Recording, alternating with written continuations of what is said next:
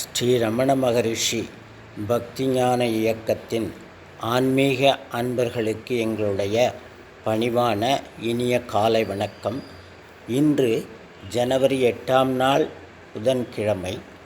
இன்று நாம் சிந்திக்க இருக்கும் தலைப்பு தன்னை உணராதவன் மிருகம். ஈசன் தன் பெருங்கருணையால் இச்சா கிரியா சுதந்திரத்தை மனிதனுக்கு அளித்துள்ளான். பூமியின் வாழும் பிற உயிர்களுக்கு இந்த சுதந்திரம் அளிக்கப்படவில்லை.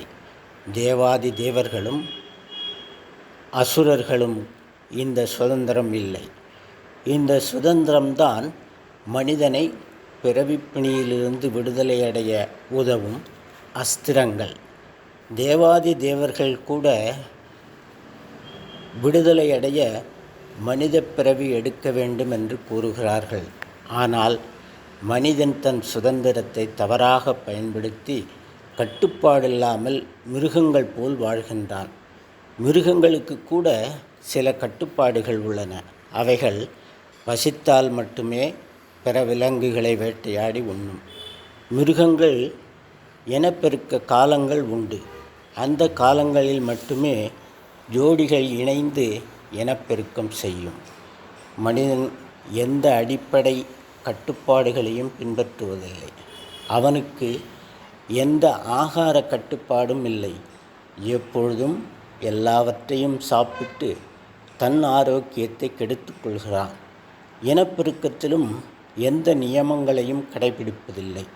மனம் போன போக்கில் வாழ்கிறான். தன் பகுத்தறிவை தவறாக பயன்படுத்தி எல்லா நியமங்களையும் மீறி தான் தோன்றித்தனமாக வாழ்கிறான். இறைவனால் அளிக்கப்பட்ட சுதந்திரத்தை தவறாக பிரயோகித்து பிற உயிர்களுக்கு கேடு செய்வதோடு தனக்கும் அடிமை விலங்கை பூட்டிக் கொள்கின்றான். அரிது மானிடராய் பிறத்தல் அரிது என்ற அவ்வை மொழி மனிதன் செவிகளுக்கு ஏறுவதில்லை. தன் உண்மையை உணராத மனிதன் ஒரு மிருகம்தான் என்று உபநிடதங்கள் கூறுகின்றன. ஓம் தத் சத். நாளை சந்திப்போம். வேறு ஒரு தலைப்பில் தியானம் செய்வோம். வணக்கம்.